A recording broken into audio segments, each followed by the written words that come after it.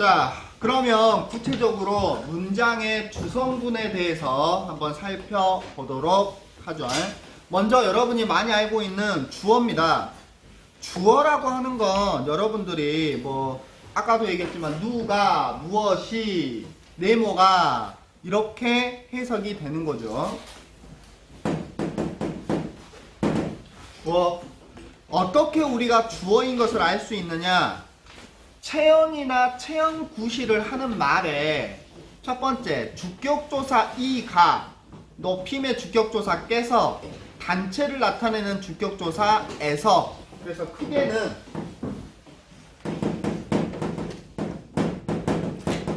주격조사 이가, 높임의 깨서, 그 다음에 에서 까지를 우리가 그냥 주격조사로 이야기를 합니다. 단체를 나타내는, 높임을 나타내는 것들도 있다라고 하는 거죠. 그 다음에 보조사가 들어갈 수도 있어요. 세 번째는 주격조사가 생략이 될 수도 있죠. 그래서 기본적으로 주어는 우리가 뭘로 확인해라? 주격조사로 확인해라. 그런데 주격조사 대신에 뭐가 들어갈 수도 있다? 보조사 은이나 는이 들어갈 수도 있다. 그 다음에 주격조사가 보조사 자체가 없을 수도 있다. 그래서 주어가 될 수 있는 문장은 총 3가지입니다. 사과 맛있다. 주격조사 이 가가 없어요. 그런데 이 가를 넣었을 때 말이 되면 주어로 인정을 하는 거죠. 사과가 맛있다. 땡큐죠. 주격조사 가가 있기 때문에 당연히 주어입니다. 사과는 맛있다. 는이 들어가 있거든요. 는을 빼고 이 가를 넣었을 때 말이 되면 주어로 인정이 되는 거예요. 이해됩니까? 그래서 보조사가 들어가 있는 경우 그 보조사를 빼고 원래 주격조사를 넣었을 때 말이 되면 주어로 인정을 합니다. 생략은 주어에 대한 정보가 주어졌을 때 우리가 생략 가능하다라고 하는 거죠. 격조사는.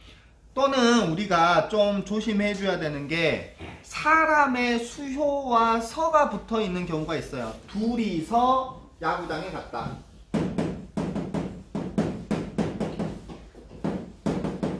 둘이서 야구장에 갔다. 그러면 우리가 여기서 주어가 뭐냐라고 했을 때 갔다. 누가? 둘이가 연결되나요? 그래서 여기서는 서도 들어갈 수 있어요. 근데 뭐 여기서는 교재에 따라서 서가 나와 있는 교재도 있고 서를 그냥 빼놓은 교재도 있고. 근데 선생님이 예전에 배웠을 때는 뭐 주격조사 이가 깨서 에서 서 이렇게까지도 했거든요. 아무튼 이렇게 사람 플러스 서까지도 가능하다라고 하는 거 여러분이 연결시켜주면 좋겠죠. 그 밑에 주어의 특징입니다. 주어가 높여야 할 대상이면 서술어에 시가 붙어요. 여기서는 깨서가 있잖아요. 깨서가 있는 경우에 반드시 짝꿍이 뭐냐? 시가 같이 연결돼야 된다라고 하는 거. 뭐 이거는 우리가 이제 높임법에서 연결을 시킬 거고. 두 번째, 똑같은 주어가 반복되거나 문맥상 주어가 분명할 때는 생략될 수 있습니다. 예를 들어서 겹문장이 연결됐어요. 영희가 아파. 그래서 영희가 약을 먹었어. 그러면 영희가 아파서 영희가 약을 먹었다. 굳이 이렇게 똑같이 반복할 필요는 없다라고 하는 거죠. 주어는 도치 같은 특별한 경우를 제외하고는 주로 문장의 첫머리에 놓입니다. 우리가 이제 도치법 말고는 일반적으로 우리는 구문이 주어, 목적어, 보어, 서술어 순으로 가거든요. 그 중간중간에 이제 관용어, 부사어도 있고. 그 다음에 주어가 불분명하거나 아예 없는 경우도 있어요. 도둑이야, 불이야, 뭐 이런 거 있죠. 이런 경우에는 아예 문장 자체가 뜻은 전달은 되잖아요. 그런데 주어 자체가 없는 경우도 있습니다. 구문에서는. 자, 그 다음에 우리가 또 이제 예를 들어서 주어가 불분명하거나 없는 경우에 묻는 말에 대답할 때 또는 명령문이나 청유문 같은 경우, 밥 먹어, 뭐 이런 경우, 아니면 성상 형용사가 서술어일 때, 예를 들어서 가을이 오니 쓸쓸하다. 그럼 누가 쓸쓸하다는 소리예요? 가을이 오니 쓸쓸하다. 누가 쓸쓸하다? 내가 쓸쓸하다죠. 굳이 나는 쓸쓸하다를 안 넣어도 비가 오니 우울하네 이렇게 했을 때 우리가 주어를 생략할 수도 있다라고 하는 거. 그래서 주어가 없는 경우도 있고 주어가 불분명한 경우도 있고 주어를 생략하는 경우도 있다. 근데 아까 우리는 분명히 주어 서술어가 반드시 들어가야 문장이 성립이 된다라고 했잖아요. 이런 예외적인 경우도 있다라고 하는 거 여러분 연결시켜주면 좋겠네요. 주어가 두 번, 세 번 연속 나올 수 있다 없다? 주어가 두 번, 세 번 연속 나올 수 있다 없다? 있습니다. 주어는 두 번, 세 번 연속 나올 수 있어요. 가장 대표적인 게 뭐예요?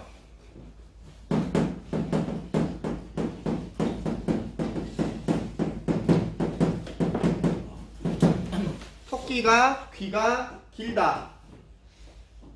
토끼가 주어죠. 그럼 귀가는 뭐예요? 주어로 보는 거예요. 여기서는. 왜냐면 주격조사 이 가가 있잖아요. 근데 정확하게 따지면 우리가 두 구문으로 찢을 때 토끼가 귀가 길다예요, 토끼가 귀가 길다예요. 어디서 끊어야 돼? 토끼가 귀가 길다죠. 되나요? 근데 끊고 보니까 이게 또 어떻게 끊어져? 이렇게 또 끊어지는 거죠.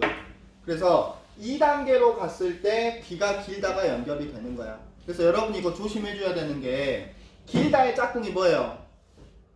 짧다. 길다의 짝꿍. 지금 이 문장에서 귀가죠. 귀가 길다의 짝꿍은 토끼예요. 무슨 말인지 이해되죠? 그래서 주어가 두 번 이상 오는 경우도 있어요. 근데 주어가 두 번 이상 와버리면 우리는 헷갈려. 어떤 게 진짜 그 큰 문장의 주어인지 헷갈리기 때문에 그 주어를 다른 문장 성분으로 우리는 바꾸거나 또는 보조사를 넣어서 바꿔주는 경우가 있다라고 하는 거 여러분이 연결시켜주면 좋겠네요. 다음 두 번째, 목적어, 보어, 가고, 서술어 가죠. 목적어입니다. 목적어도 똑같아요. 목적격 조사 을 들어가 있으면 목적어입니다. 그리고 생략이 될 수가 있고 보조사가 들어갈 수 있어요. 그래서 목적어는 무엇을 이라고 하는 서술어의 동작이 대상이 되는 건데 목적격 조사 플러스 보조사가 함께 붙기도 해요. 예를 들어서 나는 빵만을 원해 이런 식으로 빵을 원해가 아니라 앞에 만이라고 하는 게 더 들어갈 수도 있고, 그 다음에 똑같은 목적어가 반복되거나 문맥상 목적어가 분명할 때는 생략 가능하다. 너는 책을 읽었니? 나는 책을 읽었어. 너무 분명하게 책이라고 하는 목적어가 나타날 때는 읽었어 이렇게 바로 가능하다는 소리죠. 목적어가 겹치기도 합니다. 보통 뒤에 목적어가 앞에 목적어의 부분, 종류, 수량을 나타내는데 그가 사과를 2상자를 보냈다. 그럼 여기서 아까하고 똑같아요. 주어도 지금 2번, 3번 올 수 있잖아요. 목적어도 2번, 3번 올 수 있는데 이러면 또 헷갈린단 말이에요. 엄마가 용돈을 동생을 주었다. 그 문맥상 잘못된 건 아니야. 그러죠? 누구를 줬어? 동생을 줬잖아. 뭐를 줬어? 용돈을 줬잖아. 근데 헷갈리죠? 어떤 게 진짜 주어인지 어떤 게 중요한 목적어인지 헷갈리니까 어떻게 바꿔버려요? 엄마가 동생을 동생에게 주었다 이렇게 바꿔버린단 말이에요. 그러면 동생을 주었다는 목적어지만 동생에게 주었다는 뭐가 되는 거예요? 부사어가 되는 거예요. 문장 성분이 달라요. 이해됩니까? 그래서 이런 식으로 우리가 주어와 마찬가지로 목적어도 2번, 3번 올 수가 있는데 특히 이런 경우에는 우리가 문맥상 또는 해석상 헷갈릴 수 있기 때문에 다른 문장 성분으로 바꾸는 경우가 있다라고 하는 거. 다음 보어입니다. 보어는 되다 아니다 앞에 오는 이 가인데 주어와 여러분이 구분을 해줘야 돼요. 주어 같은 경우는 주격조사 이 가예요. 그런데 보어 같은 경우도 똑같이 목격조사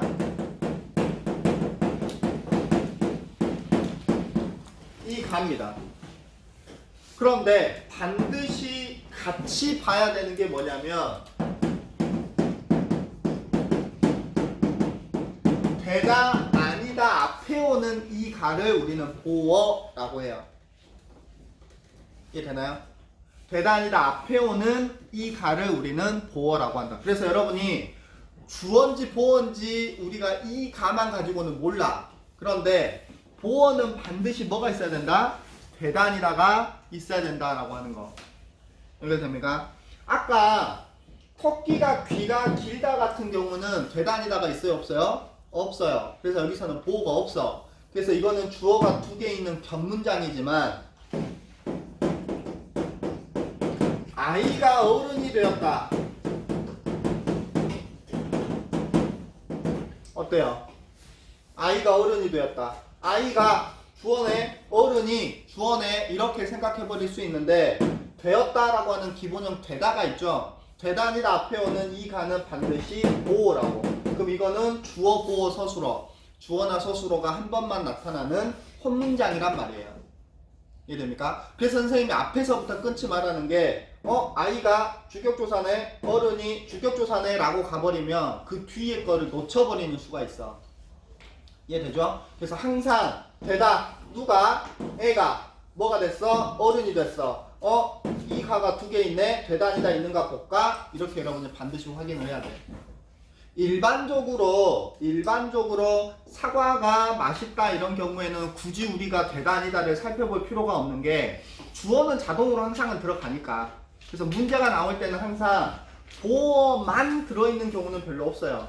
주어 보어가 같이 들어있을 때 그 보어를 여러분이 잡을 수 있냐 없냐니까. 주격조사 이 가가 여러분들이 2번 이상 나타난다. 또는 보조사로 바꿔 있을 때 생략되어 있을 때 이 가를 넣을 수 있는 게 2개 이상이다 그러면 반드시 하나는 보어일 가능성이 99%다. 구분을 해야 된다라고 하는 거. 알겠죠? 이거는 혼문장이 돼버리고 이거는 겹문장이 돼버리기 때문에 완전히 문장의 구조 자체가 달라져 버리는 거예요. 이해되죠? 그 다음에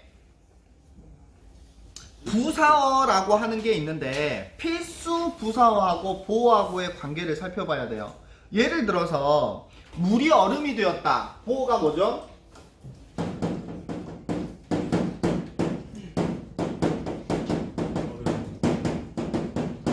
물이 얼음이 되었다 해서 보어는 뭐예요? 얼음이겠죠? 그러죠? 그런데 만약에 문장을 이렇게 바꾸면 어때요?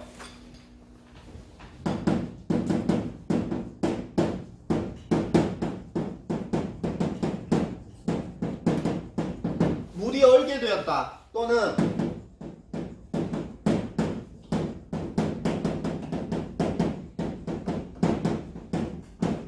물이 얼음으로 되었다. 이렇게 했을 때, 자, 봐봐. 얼음이 되었다는 대단이다 앞에 오는 이 가니까 보호가 100% 확실합니다. 맞죠? 물이 얼게 되었다는 지금 폭격조사 이 가가 없네요. 그러죠? 생략되어 있는가 보니까는 이 가를 붙일 수도 없어요. 그리고 보조사도 아니야. 개라고 하는 거는. 되나요? 그럼 여기서 개는 뭐가 되는 거예요? 부사어가 되는 거예요. 부사어. 그리고 얼음으로 되었다 해서 얼음으로는 어때요? 이 가가 지금 붙어있진 않네요. 두 번째, 보조사도 아니야. 으로도 부사격 조사예요. 그럼 이거는 뭐가 돼야 돼? 보호가 아니라 부사어가 돼야 돼. 근데 의미상의 차이가 있어요, 없어요? 물이 얼음 됐다, 물이 얼게 됐다, 물이 얼음으로 됐다. 의미상의 차이가 없잖아. 근데 대단이다 앞에 이 가가 있냐 없냐에 따라서 보호도 될 수 있고 부사어도 될 수 있고 이렇게 돼버리는 게 약간 이제 문제가 되지 않느냐, 뭐 이런 의견도 있습니다. 됩니까? 또는 아까 선생님이 그런 얘기를 했죠. 보호만 단독으로 나오는 경우는 별로 없다. 주어와 보호가 동시에 나왔을 때 우리가 연결을 시켜라. 그런데 이건 어때요?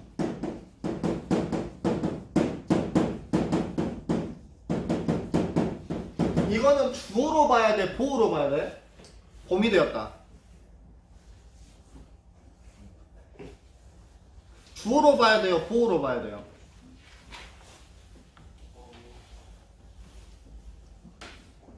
보호요. 그러면 주어가 없네. 이 문장은 생략된 거. 뭐가 생략됐어요?